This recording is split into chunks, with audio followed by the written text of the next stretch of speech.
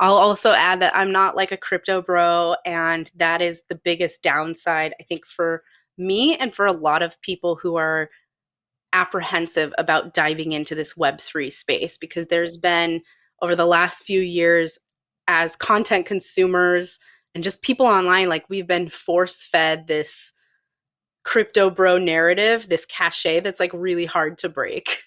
And even for me, like I didn't get into Web3 until early last year, around February of 2022. That was like my first dive into the deep end working on a project. And up until that point, I was like, crypto, I don't want anything to do with your Dogecoin, like your ETH, like whatever that is. I don't have a wallet. I don't care.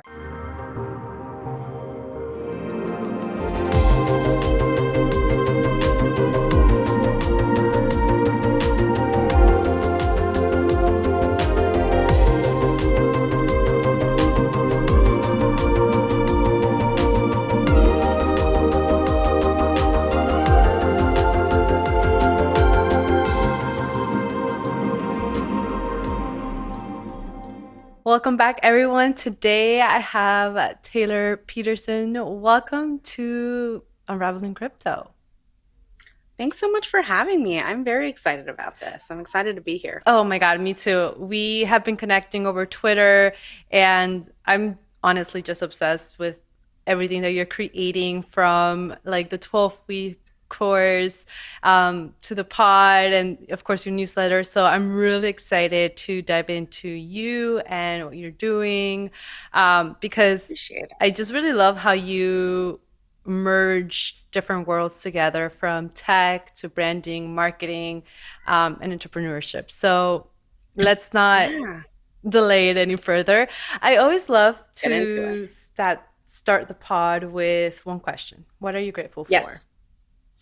Oh my God. What am I grateful for? Well, in the context of being online and just really only in the last 6 months growing anything in my personal brand, I'm so grateful for like the overwhelming support of a community and the connections that I've made. It is so genuine, you guys. If anyone has ever told you that, you can't make real friends online, let me tell you that is not true. And the people who support and like invest in you online are such real connections, and it's created such a happy space for me. I'm so, so grateful for all of the people because nothing of what we do as creators would be possible without like fans or community who are there to like uplift and support the process. And so people who have been sticking around, even you, Vane, like since day one, you've been here. And those are the people that I am so grateful for right now. I have a million things I could list that I'm grateful for, but in this moment, I'm so grateful for all of my people, my community. I always love that. I think again, like that's so important community and I know that word is a little overused, but Yes. in this context, rightly so. Um what's your superpower? So that thing that comes to you perhaps most natural and you do it. You've basically been doing it your whole Yeah. life. Yeah. Superpower. Like I guess it's multifaceted. It's so funny because I've like gone through branding exercises where I ask clients like what is your superpower? And I always am so excited to hear their response. But for me, I think connecting with people and on a like more visceral or intangible level for Mm. sure. I love connecting with people, and I have a I hope I'm not like tooting my own horn, but I do think I have a pretty good like emotional EQ or IQ, whatever it's called. And so I have really good, strong relationships with people that both serve me and that I can serve as well. So building onto those relationships is probably a superpower. I can always kind of sense or tell. I'm like an energy reader, but I'm not really. But like when you're around somebody and you can like vibe with their energy and you sort of know if something's bothering them Mm. or not, or if there's something holding back. Like I love kind of uncovering those aspects of it and creating like safe spaces for people to have conversations with me or with their businesses, whatever it is that they're doing. So definitely that. And then on the other side of it, like the hard tactical skills is design. Probably I've been like a creative minded person since I was a little kid, always coming up with weird ways to like fix stuff or being like resourceful or like random business ideas. Like I was like a kid and writing down, I could start a business about this when I was like 10 years old. It was ridiculous. So like not just business minded, because I'm definitely not business minded, but the creative approach and problem solving that comes with running or being part or helping somebody run a business, or drive a business in a certain direction. So design has obviously a lot to do with that. As a designer, as a creative, I'm very like invested in the tactical skills that come with creating good design, and I think it's possible for a lot of people, anyone really, to be able to do that. But yeah, the people and the creativity, like those two things together, that is that is the makings of, at least I think, my superhero story. Ooh, wait. I mean, I absolutely love everything that you're sharing. And it resonates with me too, because I've always said like I'm like an energy reader and I Yeah. think this is actually really underrated, especially in the tech space, where we can kind of like, if you actually hear a lot of the entrepreneurs and why something popped off, it's they can't really give you a tangible, like not they're not gonna say like, oh, data gave me this, because there is no data when you're like in Yeah. that like intersection. 100%. So yeah, so I think that's really 100%. interesting. It's intuition, it's like being intuitive about listening to the cues and the like what your gut reaction is telling you, because not everything can be so cut and dry. Like Yeah. you can't go into Chat GPT and ask it how to like respond to an emotional thing. So I think having like the very human characteristics of just being able to understand motives and energy and seeing kind of how things can sync up in the wild in the outside world, is key to being able to have some perception around energy. And it's definitely something that comes with time, and a lot of, I think, creators and entrepreneurs also channel this same energy, right? Like that's why we do what we do, because we can see kind of past the day to day or the 9 to 5, and there's all of these sort of tangents that tie together. So Hmm. I love that. Yeah, well, let's get into you. And I want to know how you guys, I can't talk, how you got started in the design world officially. I know you were in the corporate world and then 2020 Mm-hmm. came and things shifted. So share a little Yeah. bit about that, and then we'll dive into a bit of the Web3 rabbit hole. Oh yes. Oh, I'm excited for that. Okay, so long story short, worked in like corporate organizations, creative agencies, moved to New York several years ago to work in an agency here. Loved it. Got super, super burnt out after like almost a decade of doing this. I climbed the corporate ladder. I thought, I want to be a director and I want to do this. And I thought at the time those were the things that made me happy. Those are the things that fulfilled me. And that's what I wanted. And of course, that shifted over time. I think for many people it did. But during that era, in like these enterprise level organizations and working with bigger brands, it was always on the marketing and the design and the creative side. So I led like brand marketing. I also worked with clients to do like art direction or design campaign development, really like nested between the creative side of marketing and then like the artistic or creative side of design and visuals. So that was kind of always what I was doing. And then around 2018 or 2019, I was like, let me step back and just not be in the agency world actually doing the work, but let me actually talk about it, or like maybe teach people how I do it. Not so much teach, but like let me share the wisdom, the news, the insights that are coming. So I actually got a job as the deputy editor for a publication called Marketing Land, which Marketing Land, Martech Today, and Search Engine Land. Marketing Land no longer exists, but Search Engine Land, for anyone who's into like SEO or marketing publications, you might have heard of it. And so I was editing there for a couple of years. It was awesome. I got to get all of the news media briefings and talk about them and learn what was happening, these big shifts happening in social media, in marketing and advertising. And instead of actually being the person, the creative that's like doing it, I just got to write about it and report on it. And so really like got to put on my journalist hat, which was like to backtrack, was my initial story of how everything started. That's what my degree is in journalism. Far cry from that. We've looped full around.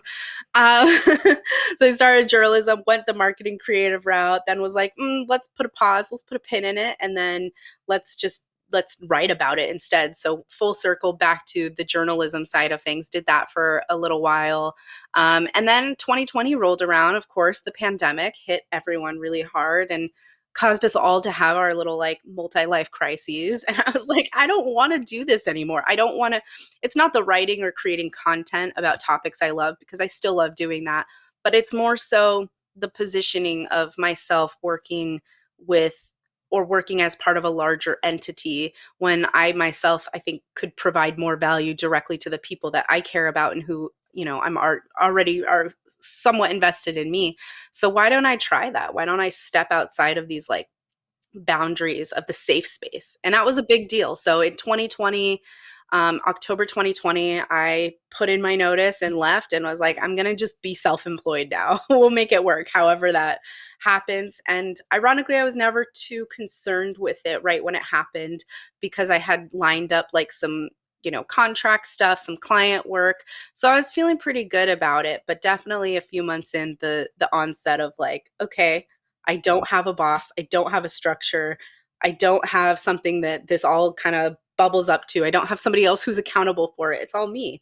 So that was challenging to get around. So, but really for the last few years since 2020, that's what I've been doing. And then in late 2020, after starting this sort of solo venture, I met a guy by the name of John Briggs, and he is the founder of Food Fight Studios, which another really cool, scrappy, kind of futuristic view of what a creative team could look like. He was building a creative content studio specializing in like 2D animation, like talking head type of content, a lot of parody content. That's how he started.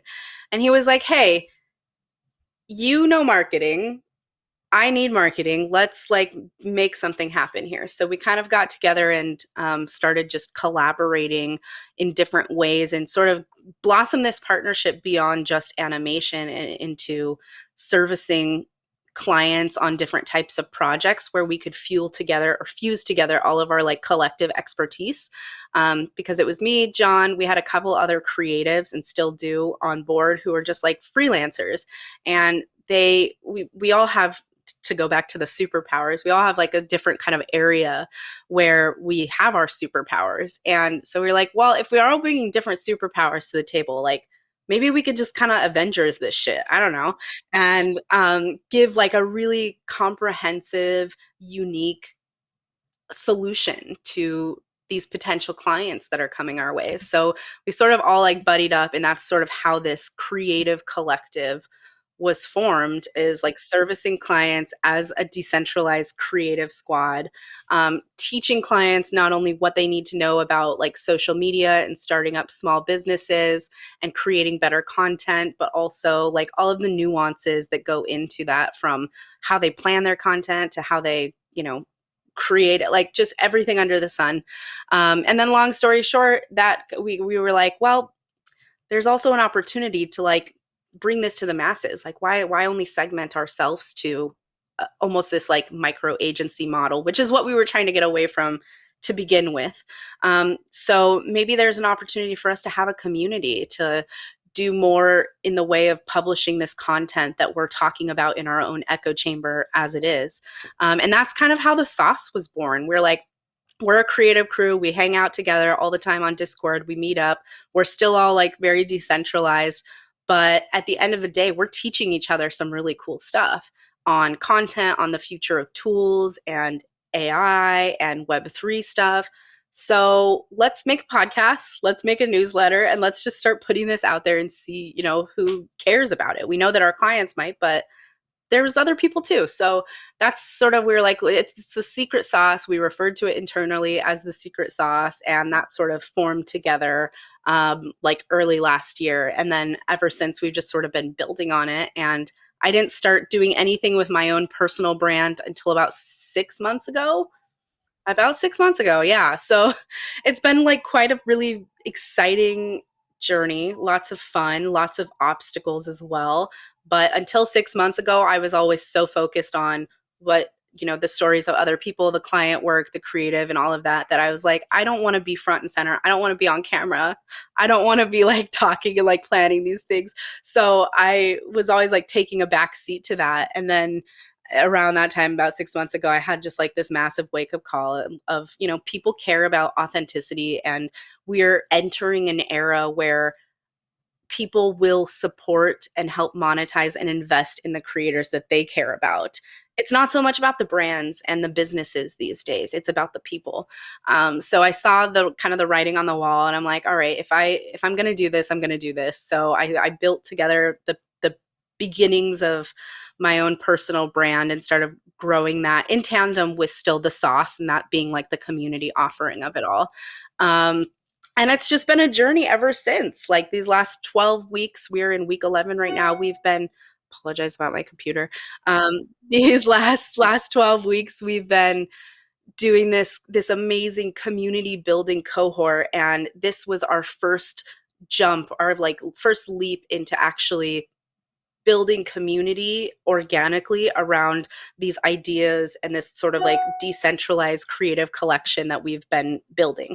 So we're like, we have all this content, these great ideas. There's lots of subject matter experts floating around. Let's bring it all together and let people join us on this journey. And we'll do it for 12 weeks. Every week we'll do a different topic, totally free. It's just for anyone who wants to hang out and be part of this, because we're learning it. We're teaching others how to do it. So let's do it together. And that was sort of how it all came together. And we're about to close out week 11 this week. Next week's the final one.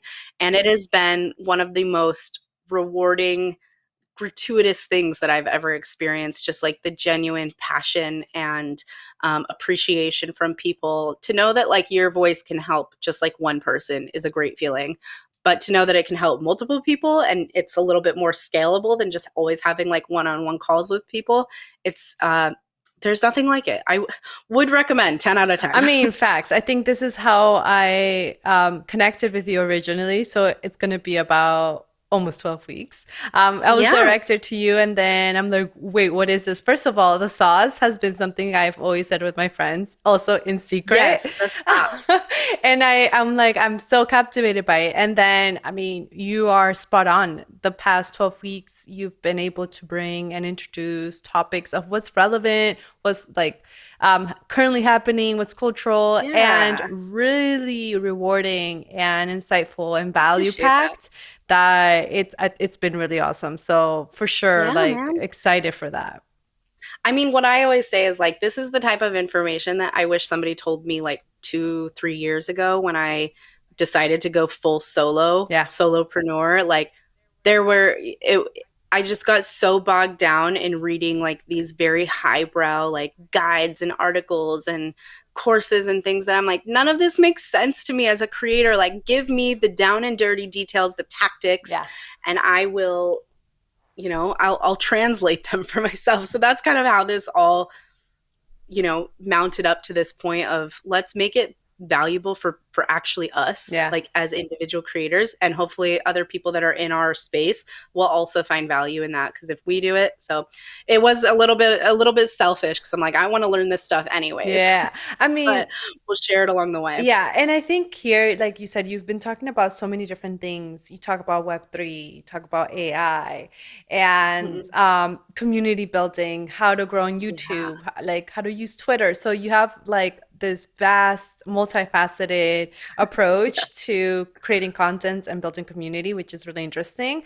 And I guess this is kind of like a segue for me to ask you about Web3. First of all, your thoughts Yeah. on it, how Yes. you're involved in that space, and yeah, just want to hear from you. Yeah. Okay. Well, it's a big one. I love it. First of all, I'll preface it by saying that. I'll also add that I'm not like a crypto bro, and that is the biggest downside, I think, for me and for a lot of people who are apprehensive about diving into this Web3 space, because there's been, over the last few years, as content consumers and just people online, like we've been force fed this crypto bro narrative, this cachet that's like really hard to break. And even for me, like I didn't get into Web3 until early last year, around February of 2022. That was like my first dive into the deep end working on a project. And up until that point, I was like, crypto, I don't want anything to do with your Dogecoin, like your ETH, like whatever that is. I don't have a wallet. I don't care. But it was because of the perception in a lot of ways, and for also my inability to be open minded early on. But I think that that's a struggle that a lot of people deal with of like, I don't want to be in that space because it's just a bunch of dudes like talking about flipping NFTs and like hodling and wag me. Like, I was just like, I'm good.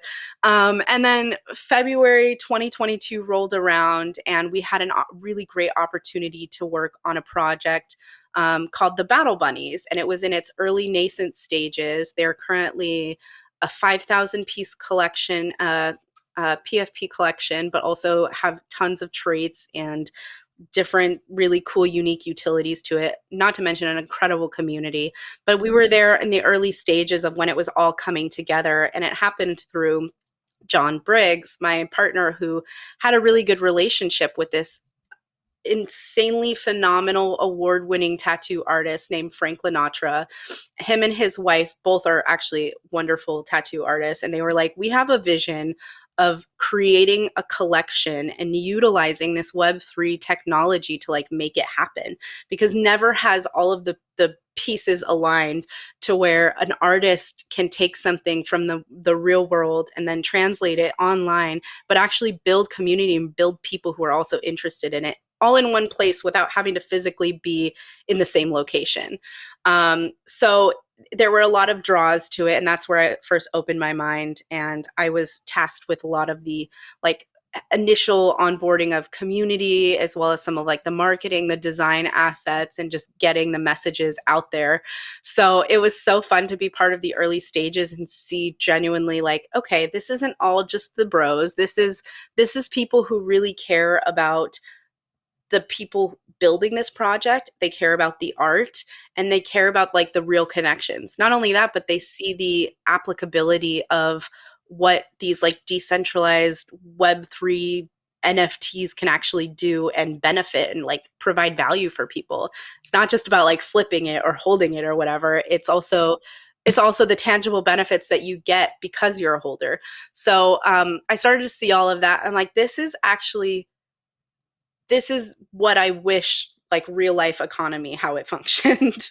Like, this is how I wish the corporate world functioned, where there is direct ownership around things. And I started to really see and identify like the major benefits for the creators, the artists, and even on a somewhat of a scale like for the brands, the smaller brands especially, who otherwise wouldn't have a way to build I guess a community and have this sort of like tokenized offering. It's just it creates a new layer to business, to brands, and to community that I think is like really hard to find or to create elsewhere.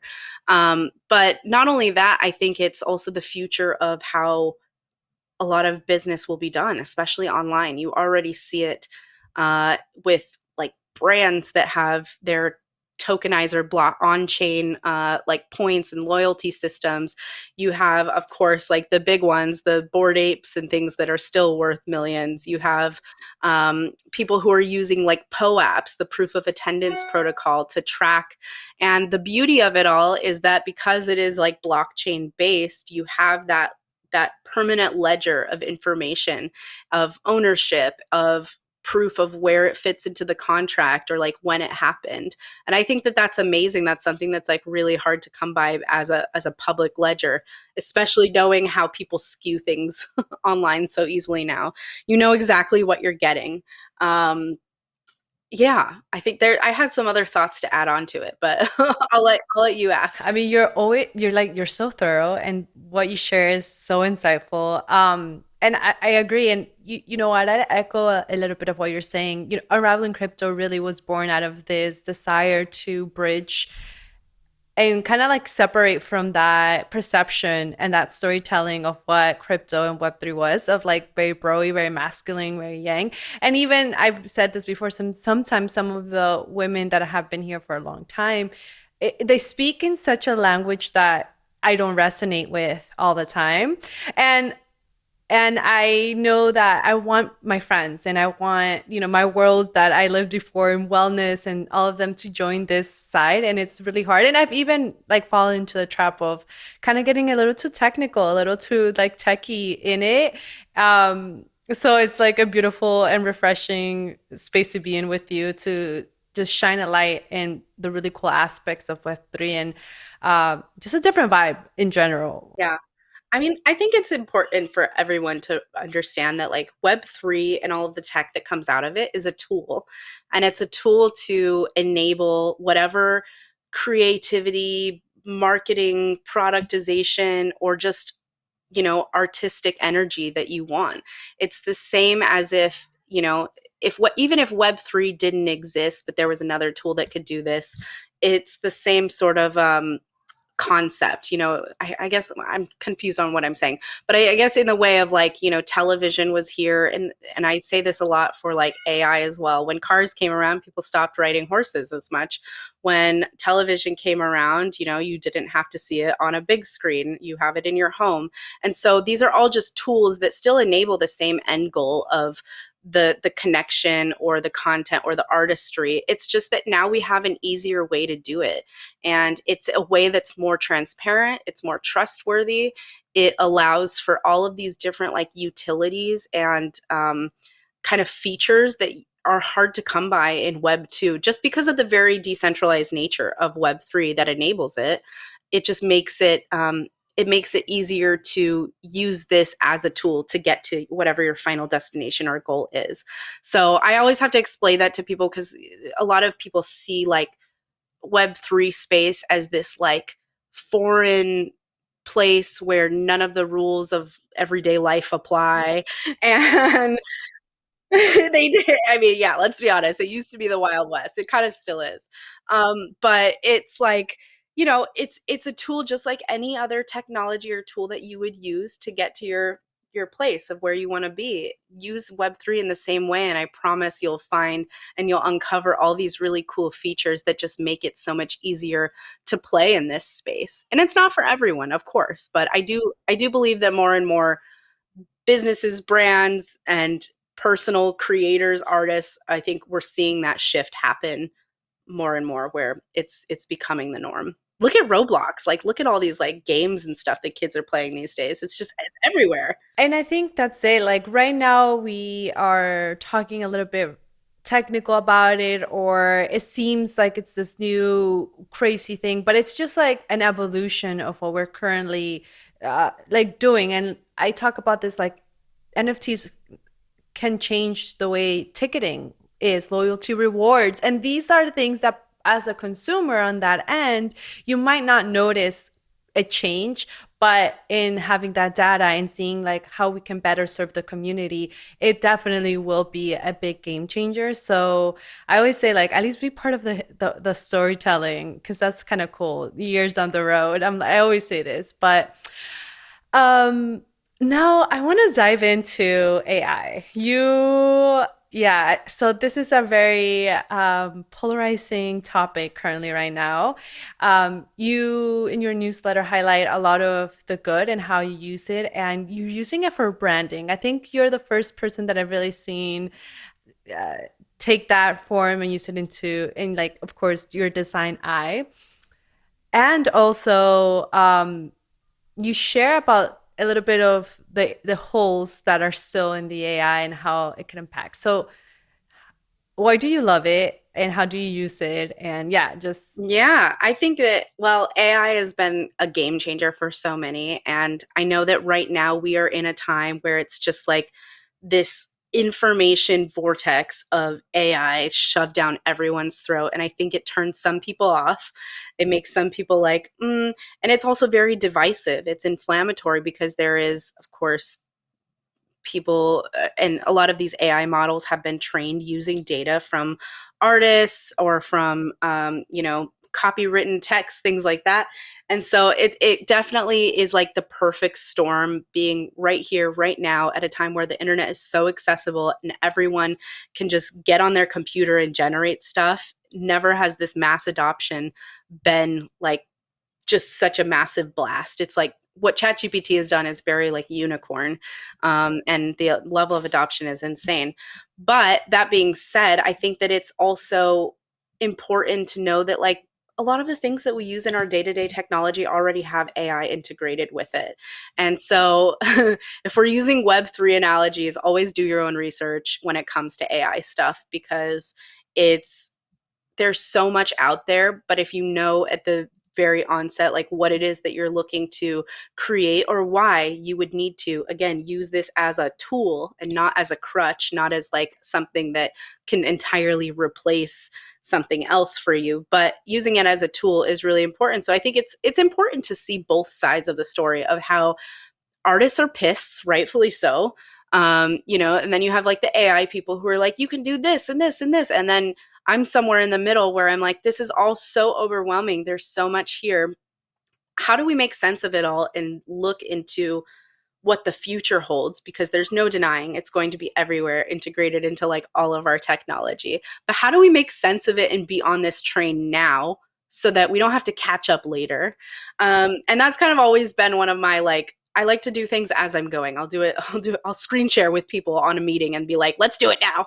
So I'm like that with like AI, with all this technology. I'm like, let me learn it now so that 5 years from now, I don't have to be like left in the dust and then catch up to it. So that's kind of how I've been tackling AI. I first started playing around with some of these language models in like 2020, 2021, when like Copy AI and Jasper, formerly Jarvis, the text generation tools. And I thought it was so funny because I thought at the time, like, these are so secret, nobody knows about them. Let me tell. And every time I would tell somebody about them, people would have their mind blown. And I'm like, guys, this is insane. So I was using Jasper and Copy AI for like a good year prior to ChatGPT launching. And then that was just like the explosion.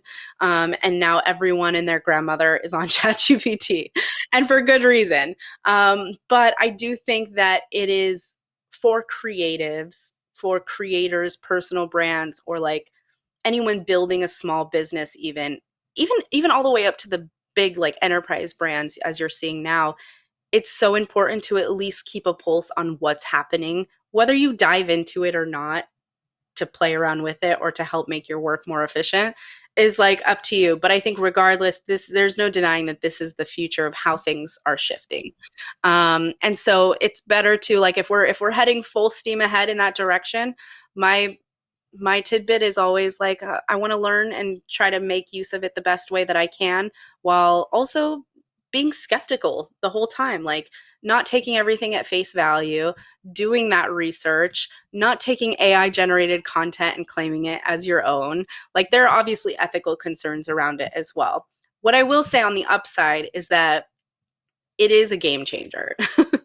If you know how to use it the right way and if you don't allow it to totally consume you. It's very easy to get lost in the trap of like, let me spend 5 hours on, or let me just do something once on ChatGPT and then 5 hours of your life are gone. Or like, let me create just one mid journey image and then pretty soon you're like upscaling 8 different times and then you have a new prompt and it's like, it's so easy to get sucked into it. So keep your guardrails about you, but use it for ways that would already like make your own content and everything that you're doing more efficient, rather than finding new ways to like invent something or create something. We're still, some people are doing that, we're still a ways off, but I think it's using a tool that makes sense for you and not just what other people tell you should be using it for. So if you listen to every single Twitter thread that you read about AI tools, you would have no time. You would probably only sleep for 2 hours a night. You wouldn't eat. You'd be fasting. I don't know. Um, so that's kind of how I see it. It is a double-edged sword. It is extremely powerful, but I think it does require a sense of responsibility for people who are using it and people who are educating on it as well. So that's kind of my hot take. Yeah, and I mean, 100% with what you're saying. I think I've been on the like conservative side and I was really afraid of Mm-hmm. using it just because I think it was like this personal thing. I'm like, it's not me doing it and I'm not putting in the hard Yeah, work and then it's like I'm being an imposter to it. And so like that is such a real right. thing. And then I started thinking, I Yeah. think one of the people that I was working with, she's like, have you read the 4 Hour Work Week? And she's like, you need to read this because if you can automate, if you can streamline things, your life is going to be so much easier. And then you can get to Yeah, do what you really want to do. And yeah, I've been kind of exactly. exploring that. But I want to know, like, have you been using it for yourself, or what's currently in for you right now with Yeah, AI? no, that's a really good question. It's funny because I actually just did a workshop literally today on how I use AI tools in my day-to-day workflow. I just screen shared and demoed some of the stuff to walk through. And basically what I went through is primarily my tool stack these days is ChatGPT. I'll use GPT-4 through it. I use Midjourney for my AI image generation. I played around with a ton of different AI image gen tools, and I always just keep coming back to Midjourney. So she's staying with me for a little while. And then I'll use a tool called Assembly AI for my podcast episodes every week. And yeah, girl, let me tell you about this.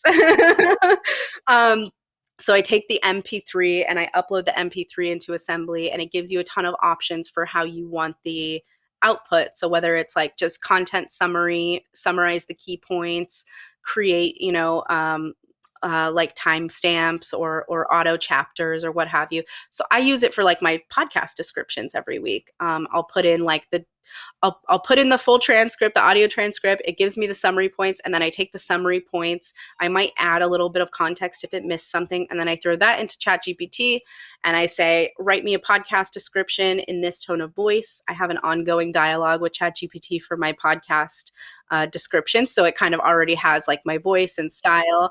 Yeah, and so that saves me like a ton of work every week. Otherwise, I would literally just be manually writing them. Same thing for YouTube, like YouTube descriptions. Anytime I want to get something like optimized for keywords or SEO, again, like you have to take this stuff with a grain of salt. It's not going to be perfect every time. I always recommend putting like a human touch on something because what you said about the imposter syndrome is so true. Sometimes I'm like, this is too good. I would not write this. Like, I gotta back it up a little Yeah. bit, Or it'll add some take me like errors, some 20 typos. steps to get there. You know what I mean? It's like, Yeah. Yeah, no, 100%. So, but I love it for that. And then I'll use Midjourney for things like featured images for our newsletter on Substack or for just posts on the website, promo content as well. So, like, even like emojis and just things that I would normally use like a stock website for. As a creative, I'm like subscribed to like 5 different stock sites. I need to probably get rid of them all. But normally what I would do in the past is just go to like Envato or one of these stock sites and then like find a pack of icons or emojis or templates or whatever. And now I really rarely do that. I'll start with either ChatGPT or Midjourney and develop the look and feel, the vibe of it. And then I'll either reverse engineer it to find something that looks similar to it that already exists, like as a vector or whatever format I need, or I will just play it through the AI tool altogether and use that as the final content output. And it's fun. It's fun to do that. I think it gives me like a total different perspective for my creative approach because I'm no longer spending hours and hours like researching the specifics around something and then trying to piece together the context because now it's like it's almost so powerful being in chat gpt. You can have all the context in one spot that you can almost like start to spin out because you're like, this is too good, like where do I start? So it can be a little bit of a challenge, a little bit of a balance, but I use chat gpt every day, Midjourney every day. um, and also I'm a creative artist junkie as well, so I just love some of the cool stuff that AI has been able to reproduce. I don't think that it's all always ethical. I don't agree with using like artists likenesses or work and that kind of thing as part of the training process, but I love some of the stuff that people are making, man. It's so cool. So that's a little how I I use it. mean, mind blowing what you said. I think this is game changing, specifically, I guess, as a solopreneur or a small business owner. Mhm. Like when you have to wear so many different hats, you have to be a salesperson, the design, the editor, the copywriter, and then still Oh my show. god, So yep. this really saves you time, and it's really helpful in that like little microcosm world that we live in. Yes. But there's this hot take that I heard from Sam. I'll link him later, but he talked Okay. about the same to you. Like there's some ethical issues regarding the using the likeness of artists. So like draw me a Mhm. picture from X artist. And he Mhm. said maybe integrating blockchain into that, where anytime someone puts that and it generates, it compensates that artist or something Yeah. like that because it's on the blockchain and you're able to see it. So there's different ways that I think AI can be integrated and used. And like you Mhm. said, if more people that want to do good in the world use technology early on, then Mhm. we can have better I can't talk. Safeguards, totally. Safeguards, thank you. Yeah. In that and just shaping the technology, shaping the future. So I mean, I'm mind Mhm. blown. I can't wait to watch that Yeah. that workshop. Well, I love like AI and Web3. It's like that handshake emoji. Like they just there's so many unexplored and like untapped potential there with I think that there's so many parallels, right, between what you can do with AI and then sort of encapsulating that using Web3 tools that actually gives ownership or credit back to the artist. Like I've had some of these conversations in and out of the last like few months with people, and I'm so excited to see what will come of that. One brand that I know, or one product that I know that's starting to do this right now is called Orbify. I don't know if you've heard of them at all. Not sponsored, but they've been doing like you can take your AI images that you generate and actually turn them into collections that are then like blockchain enabled. So rather than like you could create like an they're called orbs, I guess, so you could create like an orb of I don't know movie posters. Like you love movie posters, you generate them all the time in Midjourney, so then you create one in this platform called Orbify, and then they're I think that they're on like Polygon, I believe Polygon blockchain, but you can access them all through there and kind of create these like micro communities through your AI content using Web3 tools to enable it. And it's just really cool. I'm excited to see what the future holds. Even in this next year, we're going to see so many cool activations between AI and Web3, and people are already starting to make stuff happen. Shout out to all of the AI artists out there who people tell you that you're not real artists. You are creative. I will put that there. And I love to see the creations that people are coming up with, and can't wait to see how Web3 takes it and moves it to the next level. Yeah. I mean, thank you again for sharing that because I think it's good to hear both sides and like you said, be a part of it, but be skeptical. Mm-hmm. Um, I guess looking forward, what are you excited for for what you're creating? What are you coming out with? Because I know a lot of people Yeah. are gonna love to connect with you, especially my Yes. community. I know they're gonna be like, finally, something not about Bitcoin. Oh my God, I love you guys. No, so I'm launching my first ever course. I never thought like I like make that face because I'm like, I never thought I would be a person with a course, but here we are, 2023, baby.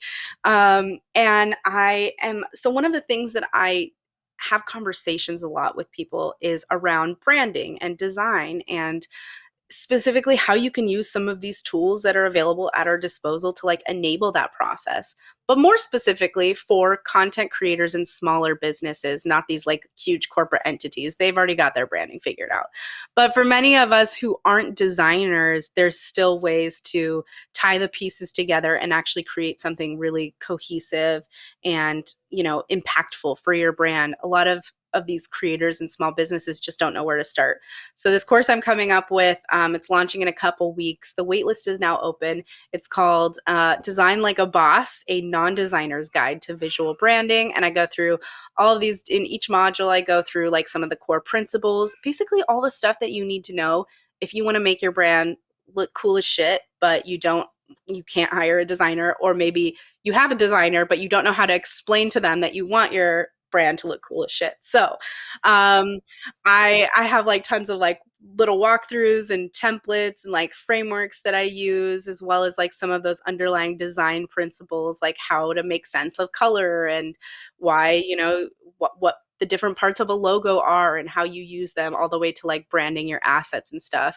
And then the best part of all of that is how I use AI to kind of enable some of that process so that you're not just doing all of this heavy lifting on your own as a one person show who wears 1,000 hats. You can kind of have some help by using these tools that make it a little bit easier. So that's what the course is about. I'm very excited because it's like a culmination of everything that I've been talking about and doing for the last like decade of my career, but now just like put into a nice, neat package and made in a way that anyone can understand it. You don't have to be like a 10-year creative director with all this experience in design. So that's what I've got coming up. But as this cohort is winding down, we do have some other exciting things happening kind of in the works. I don't know if I can give too much information away, but we are planning a little bit of a summer AI event that I think will be super exciting. And I gotta wrap my brain around it still a little bit before I announce anything. So that's coming up. And yeah, I mean, I'm just always out here for a good time to connect with people and to see where things go. The biggest part is enjoying the process, enjoying the journey of it, of doing what we do as creators, I think is so essential and fundamental to like making this a sustainable thing. So that's what I look forward to, is just enjoying every day. Oh, well, I can't wait to hear more about what's coming up. And as like someone that I have a little bit of a branding design eye, but I don't Mm-hmm. have the structure for it. And like I've worked with designers who are incredible and amazing, but then like I evolve so much and I'm always wanting to change things up. And I'm like, I want Yes. this different. And it's just like, I think this is going to be amazing. Yeah. As we wrap up, I love to do a lightning round at the end of the Okay. session. It's just a series of questions that I ask, and it's the idea is to answer them as quickly as possible without Okay. thinking too much. You ready? Okay. Let's do it. Okay. So, your go-to drink, Coffee. your favorite book? Untethered Soul. Ooh, one piece of advice to share with the world right now. Nobody knows what you know. So share that side of you that you think nobody would want to hear about. Hmm. One thing you can't stand. Cockroaches. Your favorite show? Oh God, my favorite show. Probably Breaking Bad. Ooh, your favorite place on earth? Spain. Ooh. And then last one, what do you love most about yourself? Oh my God, I don't even know. My weird creative brain that is both Mm. a blessing and a curse. I love it. Well, Taylor, it's been so good. I think we're gonna have like a gazillion more episodes with you here. Yes, please. We need another collab. Yeah, for sure. Where Love can it. people connect with you? I know you're on Twitter. Where are you anywhere else or mainly there? Yeah. So you can find me on Twitter at SpaceCaseTay. That was unintentional, but it worked out nicely because it's easy to type, just like it sounds, spelled just like it sounds. You can find me on Substack, which is where the newsletter and podcast. You can also stream the podcast, the Sauce Pod that I do every week on like creator trends and social media news. So I host that every week, and you can stream that on like Apple, Spotify, YouTube, and then on Substack. If you want to subscribe to the newsletter that's every week, I would love that. You can find us at the Sauce FFS, like Frank Sally dot substack.com. I mean, So all the of Sauce this, FFS. yeah, all of Yeah. this will be linked in the show notes. So Okay. in case somebody's Perfect. driving or listening, I Yeah. got you all. Um, Awesome. thank you for again being here. If you have loved this episode and you want to share with someone, please do subscribe, hit the like button, and just share with someone. It helps us grow the pod and just get more cool guests on the show.